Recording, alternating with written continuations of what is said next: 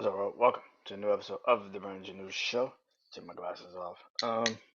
I am Brandon Janeau, and as you know, hopefully you guys enjoy this episode. A lot of craziness going on, so I wanted to do one tonight actually. I know tomorrow is technically what I was supposed to do this for, but I got a couple of announcements for that, so stay tuned for that. But for most part, man, as like always, you can listen to this on all podcast platforms everywhere. You can also listen to this on my YouTube channel, Brandon Janeau Show. And if you're listening to it on, if you like the video version, you are subscribed to my Brandon Janeau Show on YouTube. Uh, thank you, first of all. And on top of that, man, I hope you guys enjoy it. Comment, review, man. Comment on it. Review on podcast platforms. Comment on YouTube, Brandon Janeau Show. Also, you can just follow me on Instagram and TikTok. Brandon Janeau Show is both of those things. And let's get into it. So tonight's episode is Wrestling Life.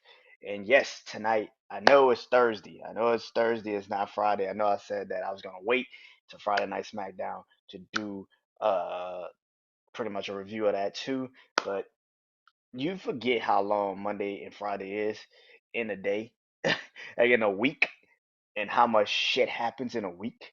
So it's just like I could wait till Friday tomorrow night, but I'm gonna be dead ass tired tomorrow, like I am right now. So I just want to get this episode, excuse me, over and done with. I don't want to sit for 2 hours and then have to do an episode right after that on Saturday and probably forget what the fuck happened on Monday night or Friday night. So, which brings me to what I'm gonna talk about after this. But anyway, including speaking of Wrestling Life, tonight will be my Survivor Series rate and review show. So by the time this comes out, you guys should have already listened to it. But if not, go listen to it. It will be on all podcast platforms everywhere. It will be on streaming, all podcast platforms. It will be on my YouTube channel.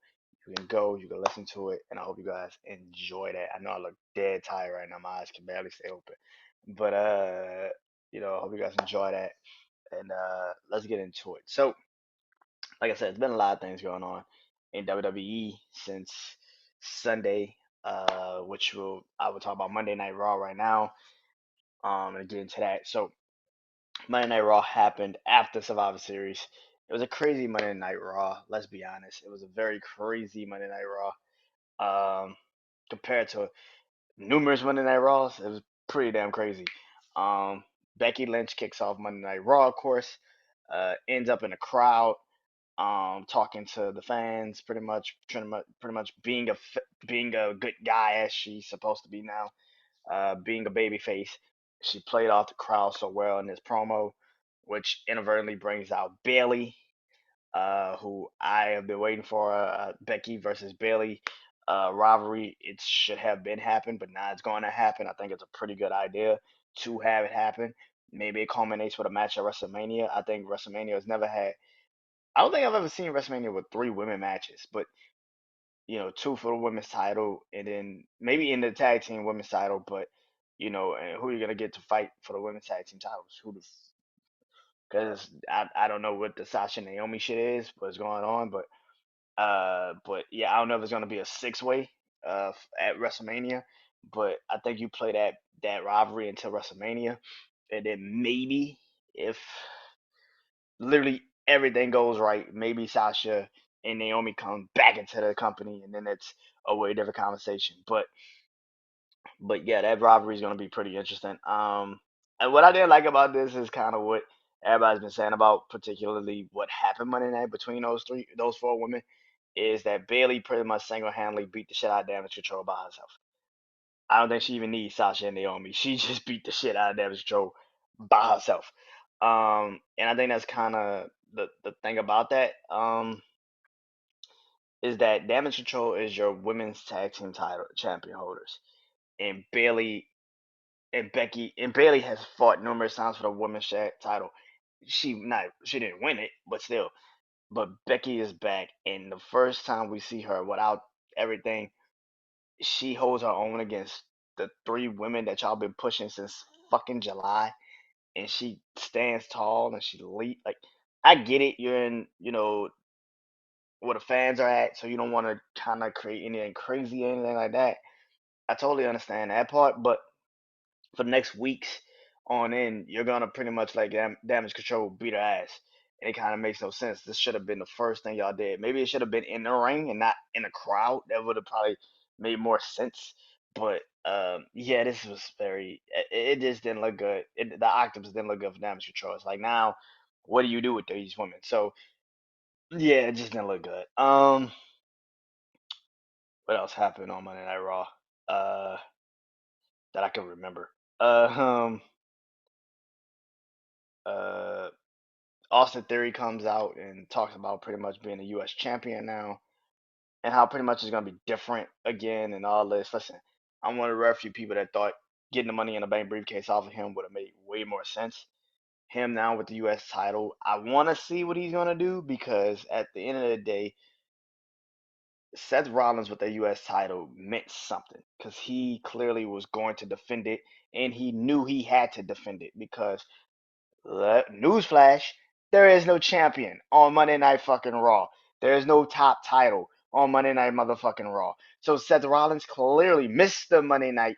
Now, Monday Night Rollins, he had to defend it because they had no reason to have a main event without any ramifications.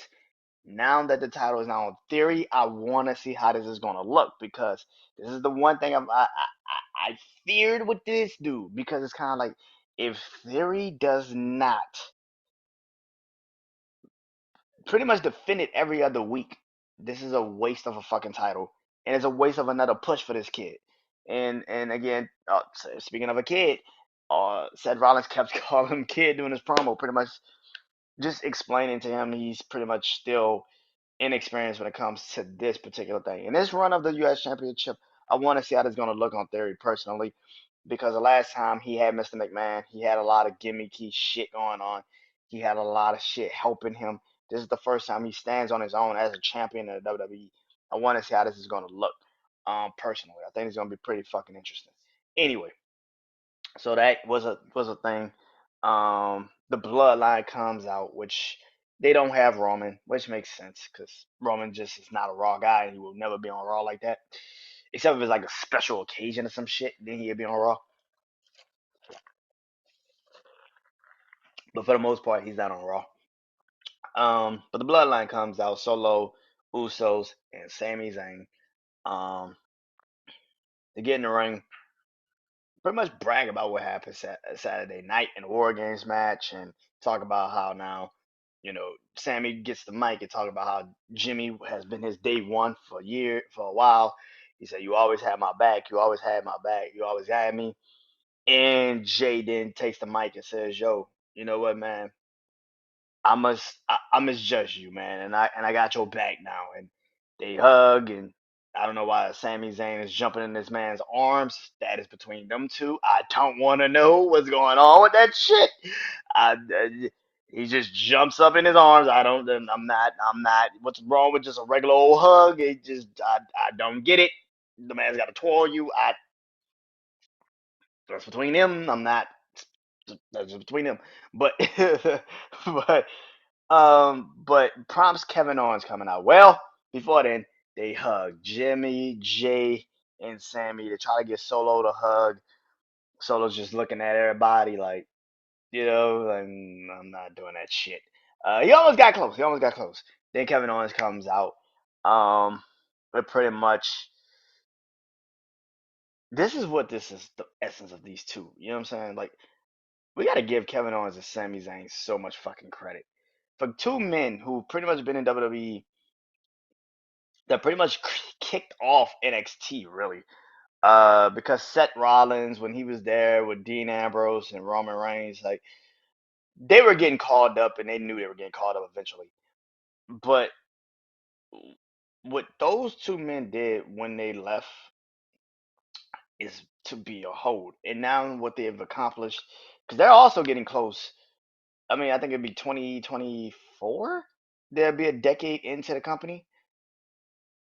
Yeah, a decade into the company. 2024, 2025. Yeah, it'd be a decade for them.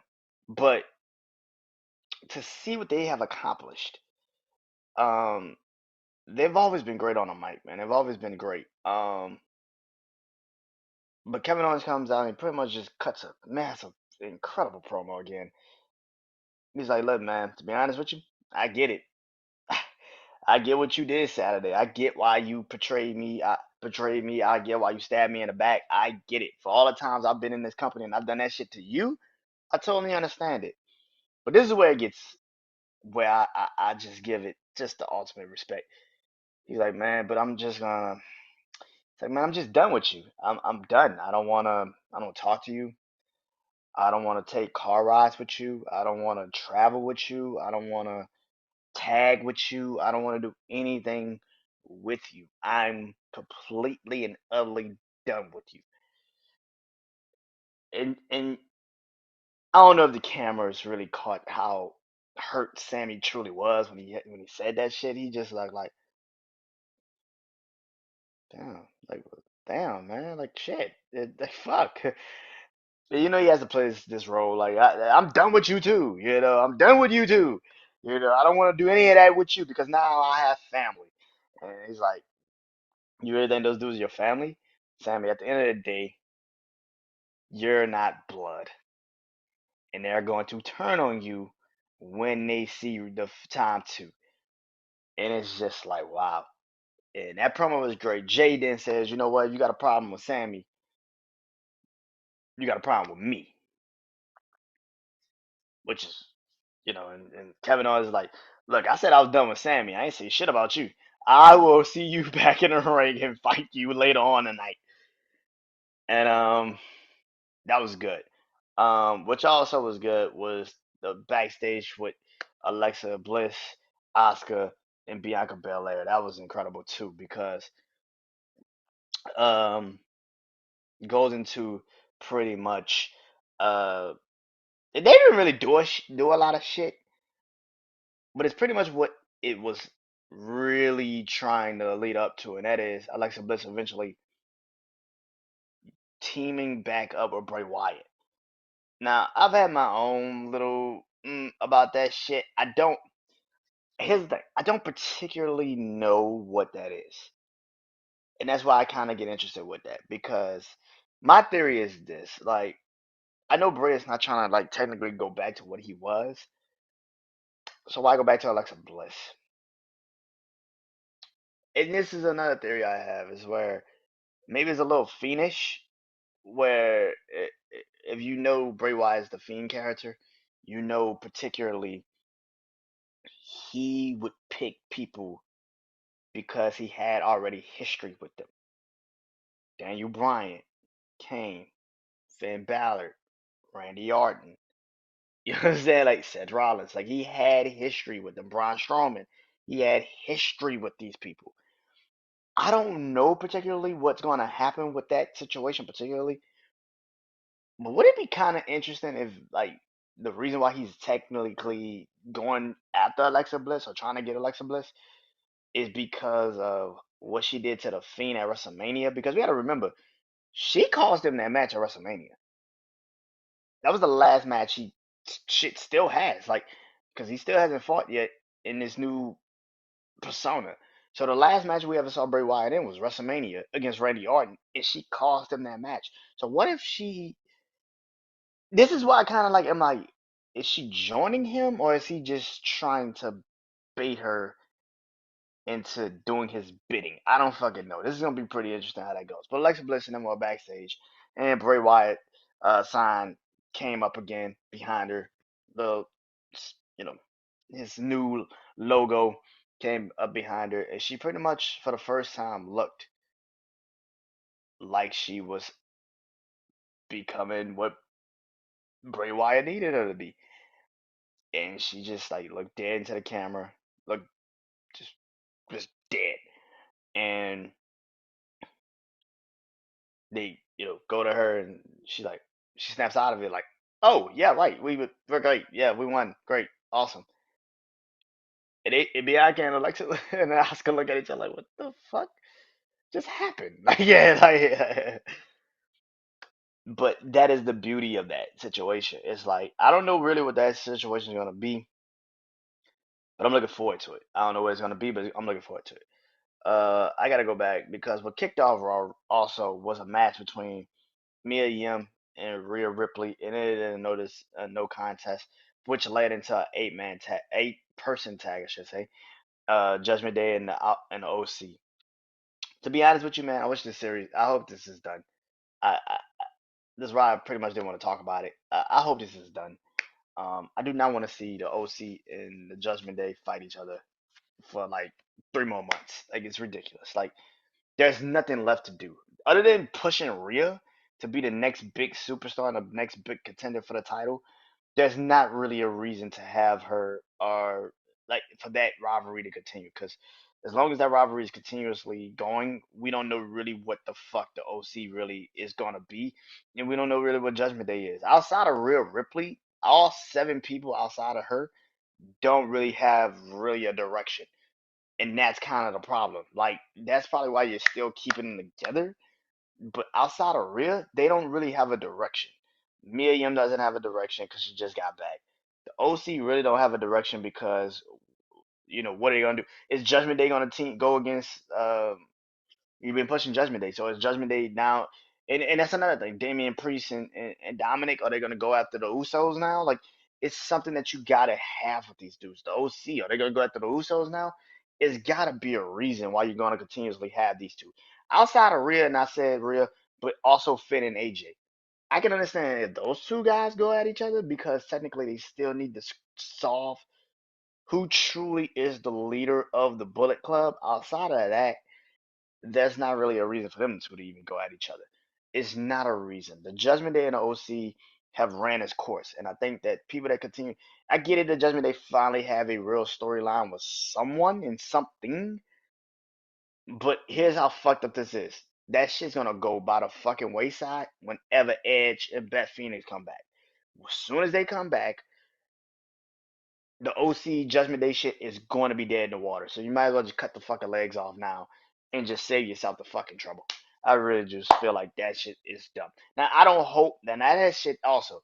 I do not want Beth Phoenix and Rhea Ripley to fight at WrestleMania. I don't even want Judgment Day and Edge to fight at WrestleMania. I just want to see Rhea versus Bianca. That shit is stupid if that is the way. Now, if Charlotte comes back and you put Charlotte against Bianca, I will take that as a substitute. But other than that, if that is not the fucking match, Rhea and Bianca, what the fuck are we doing? WWE, what the fuck are you doing? That is clearly the obvious main event for night one. If things continue to look the way it looks. If it does, if the rumors are true, then and I will get into that too. But if the rumors are true, which I'm about to get into right now, matter of fact, but if the rumors are true about what night one, then okay, then yeah, you could probably easily put in Edge versus Bet in versus Finn and Rhea, I guess, and that'd be the match. But it would look stupid, and this is what I think WrestleMania is going to be for the Judgment Day, and I don't think Rhea's going to be a part of it. I hope she isn't because it'd be stupid if she is. But I think they're leading up to Edge, Beth, Ray. I'm trying to think of another person that go against Damian Priest that they got to piss off somebody in the next 2 months to just take him out because I don't see AJ being a part of that situation. But I think it's leading up to a 8 persons tag match at WrestleMania, which is what I don't want to fucking see for Rhea. I think Rhea has such an ability to be the fucking main event of WrestleMania that you're wasting up fucking talents in Judgment Day, and it's so stupid because I feel like that is WrestleMania right now. Damian Priest just gets injured in the next couple of weeks, and we just don't see him for the next couple of weeks, which will lead Dominic, Finn, and Rhea to fight Edge, Rey Mysterio, and Beth Phoenix, which I think that might be the match at WrestleMania. I hate to tear about that shit, but that's probably gonna be the match. But if Damian Priest doesn't get injured, then they're just gonna have to find a bigger dude to just team up with them. And I don't know who. Braun Strowman? Like that's the only other guy I can see that probably right now doesn't really have a WrestleMania situation, and that can easily just put you could easily dump his ass in that situation because nobody gives a fuck. Like that would be the easiest person to dump into that situation. But yeah, I would probably say that I think that's really what WrestleMania is gonna be for Judgment Day. I hope Triple H don't do this, but I'm looking at the way it's already looking, and it's looking like Edge and Beth are gonna come back. It's gonna be one of Edge's last WrestleManias. Edge and Beth are gonna come back at some point, probably at Royal Rumble, and are gonna want to fight Finn and Rhea. But Ray is gonna come back, and he's gonna want to fight Dominic because of what he just did at their Thanksgiving, which leaves Damian Priest with nothing. Or do you just add a big ass dude? And that's where the conversation gets interesting because then that's like I just said, you just add Braun Strowman and it's simple. It's as quick as fast as you've ever seen it. So I think that's what WrestleMania is gonna be for them. I don't want it to be that. I think Rhea should just do her own shit. If you want Beth and Rhea to fight eventually, just wait and maybe let Bet challenge Rhea for the women's championship at like Backlash or some shit. But other than that, yeah, I don't want to see that shit at all. And that's probably why I'm like, they need to wrap this OC shit up because it doesn't make any sense anymore. It doesn't make any sense because I clearly know what's going to happen. Now for the OC and them, they could go against the Usos at some point before they have to fight if everything is continuously going the way it's going. Um, then they can fight the Usos at some point. But yeah, I don't know, man. This is kind of stupid, but yeah, that segment was dumb. I didn't like it. Kevin Owens and Jey Uso did fight eventually. Pretty good match. Jey Uso might have a broken hand, which is kind of interesting, but all in all, Kevin Owens overcame the odds. And here's the thing: there was a little dissension in that match. I mean, the Bloodline was pretty much doing everything they could. Jimmy Solo was doing everything they could to help uh Jay win that match. Matter of fact, I think I even saw Solo even push Sami Zayn out the way to try to cheat for Jay to win that match, and it just didn't happen. And which leads me to why I didn't want to do tomorrow night, Friday night SmackDown. Didn't do this.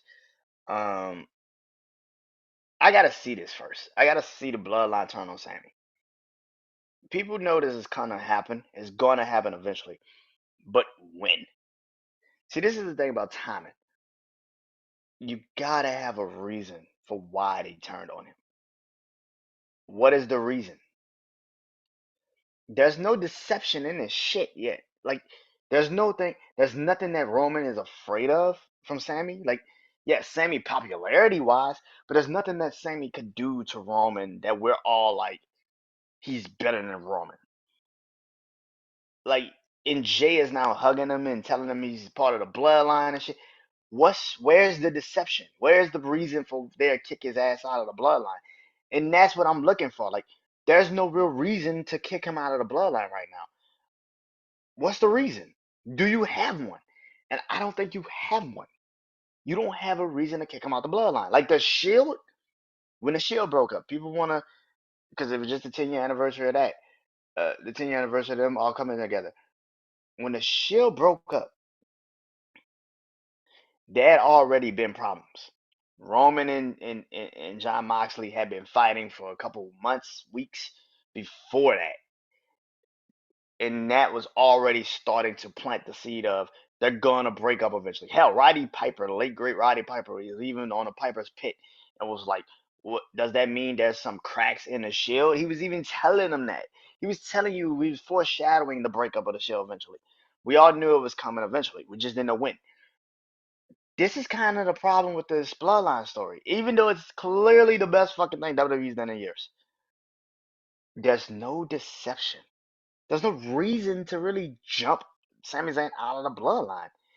And maybe that's just my old WWE thinking method, but it's just like there's got to be a reason for why you want to take Sami out. There's got to be a reason. Like, yeah, I saw somewhere where people was like, well, he saw Sami Zayn turn on Kevin Owens, so what does that make him feel if he sees Sami Zayn just turn on? It's literally his best friend.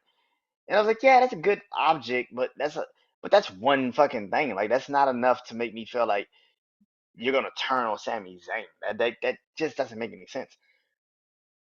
And this is kind of where I feel like, and this is where this kind of gets interesting because this is where I talk about this a little bit.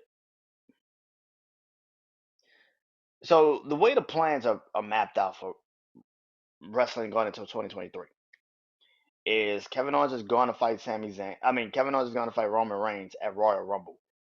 Roman Reigns is then going to fight Sami Zayn at Elimination Chamber, which will lead, excuse me, into WrestleMania, where he will fight The Rock in the Royal Rumble winner, I'm assuming. So this is where I think this shit got fucked up.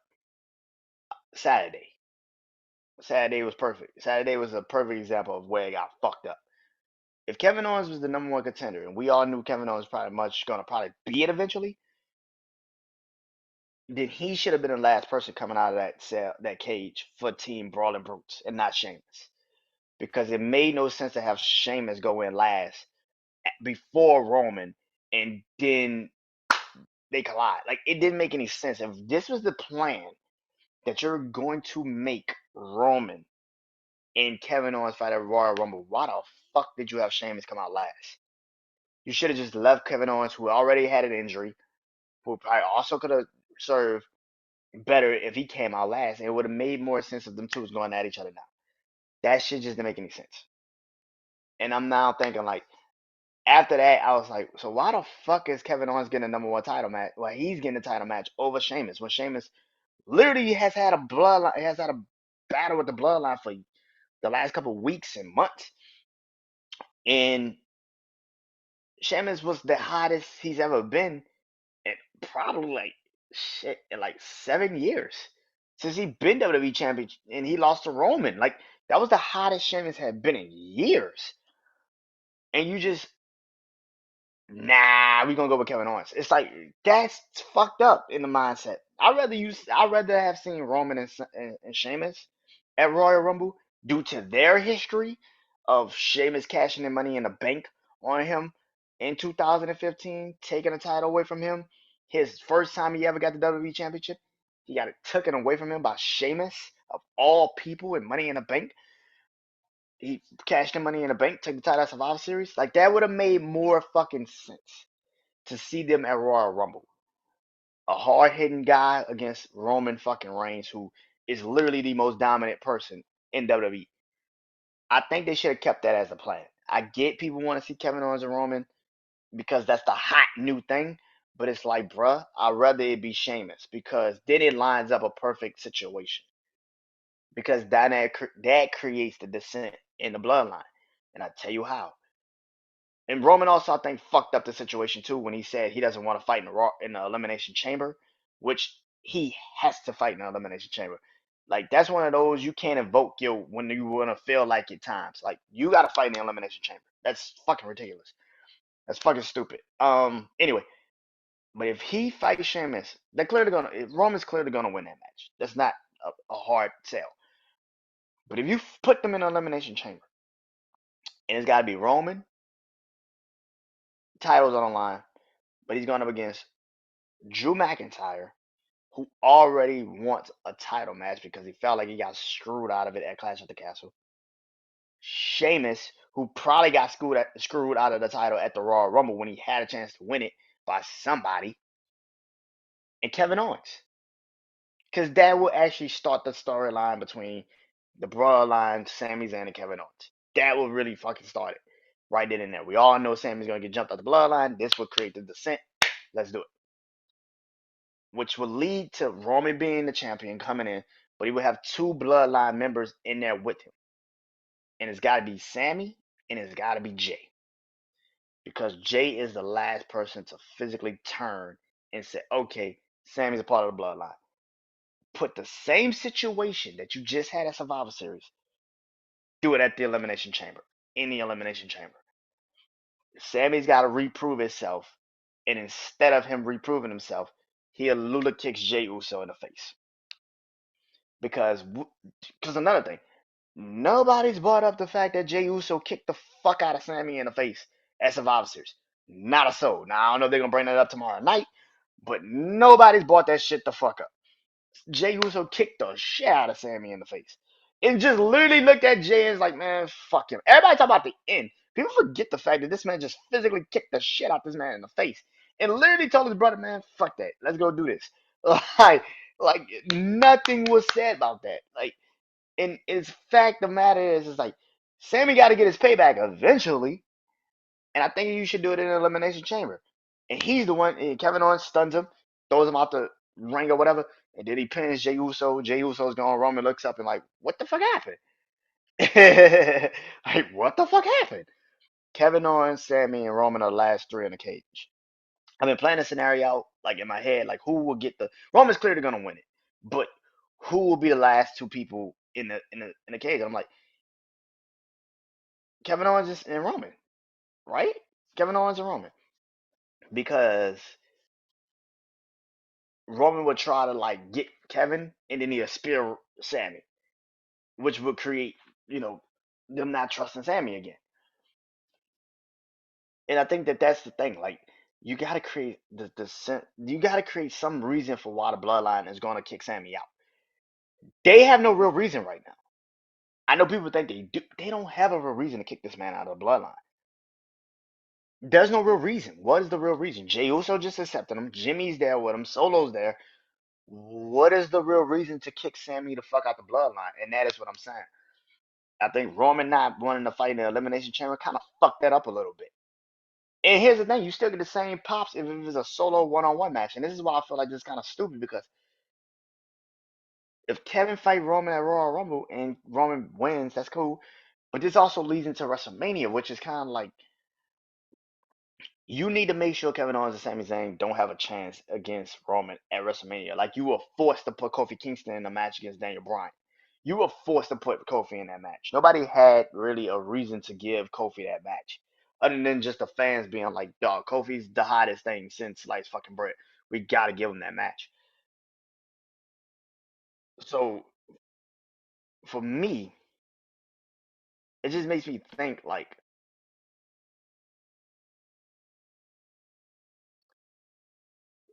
WrestleMania is coming up. Now, I saw a report today, I saw somewhere where they said Roman is gonna drop both titles at WrestleMania. And I was like, that's interesting. Which brings in another scenario where it's like, okay, Roman doesn't have to fight in the Elimination Chamber. Roman can fight Sammy, right? But use the Elimination Chamber as for the night one competitor. Because for me, I truly, truly, truly believe that The Rock has not signed off on fighting Roman Reigns at WrestleMania. I don't think The Rock is 100% set in stone at WrestleMania. Because when does he come back? And how does that play into Royal Rumble? And how does that play into the Elimination Chamber? Because you gotta have a reason for having these fucking matches. After the Royal Rumble, we clearly know the Royal Rumble is gonna have the number one contender. Probably for night one, because you're gonna probably save The Rock and Roman for night two. But what if The Rock can't fight at WrestleMania? What if The Rock is not eligible to able to fight at WrestleMania? I don't want to say eligible, able to fight at WrestleMania. Then what do you do? Because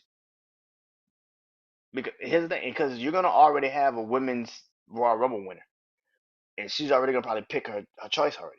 So what do you do? You gonna have one elimination chamber match? It kind of defeats the fucking purpose, now don't it? It kind of defeats the purpose, now don't it? So it's like, I mean, you did last time. No, you had two. You had two. Bianca won. Yeah, Bianca won the women's, and Brock won the men's at Crown at the other pay per view at Crown Jewel. Yep. So you had two. You had two matches. Yep, you had two. So yeah, it kind of defeats the purpose, right? Like, so you're gonna have one elimination chamber match? It's kind of stupid. They call a pay per view elimination chamber when you just got one. So I think The Rock. I think The Rock's not coming. I think The Rock is not coming. I think what happened. I think what's gonna happen. Cody's gonna run the Royal Rumble. I think Cody Rhodes wins the Royal Rumble. That's for Raw, and I think he's gonna challenge for the WWE Championship because that's the title he wants the most. Fuck the Universe. He just wants the WWE Championship. And I think I don't know if you put Bray Wyatt in the Elimination Chamber because clearly he's gonna win it. But I'm trying to think of a SmackDown superstar that Roman could fight, and that's Bray's the only one I can see. So yeah, you have two main events that people will actually want to see: Cody Rhodes versus Roman for the WWE Championship, and then Bray Wyatt versus Roman Reigns for the Universal. And now you got two main events that people will actually pay to fucking see. And also, it would be believable if he lost the titles. Cody deserved it. Bray fucking deserved it. It would make sense. And plus, these are the two titles. These are two men that are going after what titles they actually want to win. WWE Championship. Cody Rhodes wants to win the WWE Championship. Bray Wyatt, because Bray Wyatt technically never really lost the Universal Championship when Roman Reigns came back. That was Braun Strowman that got speared and got pinned. The Fiend didn't get pinned. So, yeah, I think that is the thing. Because for me, because when I saw the report, I'm like, so that must mean The Rock is not coming back. Because if he's gonna drop two titles, that must mean The Rock is not coming to WrestleMania. So we can stop this Rock is coming shit. And if they do fight, this would have been the perfect time to do it. But it doesn't make any sense to do it because even if The Rock comes, how does he play into this shit? He's not gonna be in the Royal Rumble, and he's not gonna be in an Elimination Chamber. What the fuck does The Rock need to come back for? For the Tribal Chief? Well, if that's the case, then Roman needs to drop both titles before WrestleMania. Because you could just have that main event. Like I said, you can have that main event without titles. You could just have Roman and The Rock fight for the Tribal Chief, and that would be the main event of WrestleMania 2. WrestleMania Night 2, that can easily be the main event, but does it have to be for titles? Because Roman could drop these titles in the next couple weeks, and we can just keep it the fucking pushing. Then you would have a Royal Rumble winner. Then you have an Elimination Chamber winner.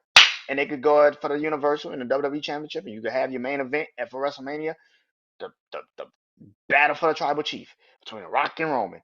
And that will make way more sense to me personally than to have those two men clash for titles. Because if he drops two titles, The Rock is not taking one of those titles. So that must mean The Rock is not coming, which would mean Bray Wyatt is going to win the Elimination Chamber. Cody Rhodes is going to win the fucking Royal Rumble. Now you got two main events that people will actually pay to fucking see. I know The Rock is the one that everybody wants to see, but do you really want to see that shit? Let's be real. Do you really want to see Roman Reigns versus The Rock? I wouldn't mind it if it wasn't for the titles. I would love to see it if it wasn't for the titles because a lot of people forget John Cena and The Rock did not fight for the WWE Championship the first time they fought. And I think that's what you need for The Rock and Roman. You don't need this to be for titles, man. You just need it to be for the tribal chief. But Roman has made this about to be the tribal chief, you got to have the titles. So that kind of fucks up that dilemma a little bit. But this is the problem with this shit because you're trying to also make Roman just this record breaker. But if he fights The Rock at night 2 and he has the Universal title by that time, still, he needs to beat The Rock. He has no choice but to beat The Rock because The Rock does not deserve to have the title and be a part fucking timer. Like that's stupid. You just got out of the part timer situation. And I know Roman's a fucking part timer too, but at least he would have the title that he actually had started the record with.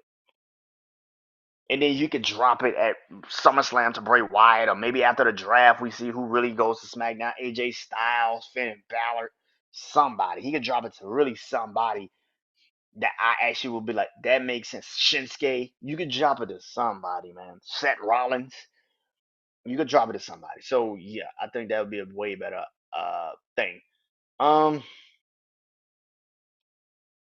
yeah. Um, Before I get off here, man. Um, I think I said this Saturday, but I'll say it again. I'm getting close to the end of the year, so I will be doing the top 10 wrestlers list again. It will be all WWE this time. We'll have some honorable mentions from AEW, but WWE is going to get all of the treatment for this, and also the top 10 matches of 2022 will all be WWE top 10 WWE matches this year. Also, I will do honorable mentions for that too, and I will be doing my predictions for 2023, what I want to see from wrestling going forward. Um, and also, I will be officially doing two different shows, but they will be Wrestling Life. It will be a Raw review show and a SmackDown review show because this is getting because it takes, like I said, it takes forever for SmackDown to come on when Raw's already fucking happened, and I can just put that shit out. So Raw will get its own review show in 2023. It's called Raw and Uncut, so I hope you guys enjoy that when it comes out. Um, the Raw review show, and then SmackDown will get its own review show.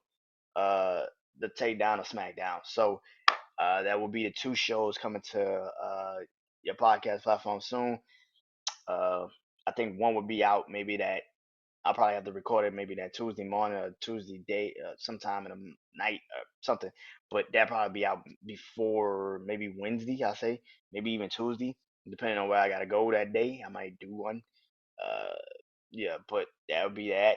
Also, SmackDown one will be out probably that Sunday night. So hopefully you guys enjoy that when it comes out, when it starts up.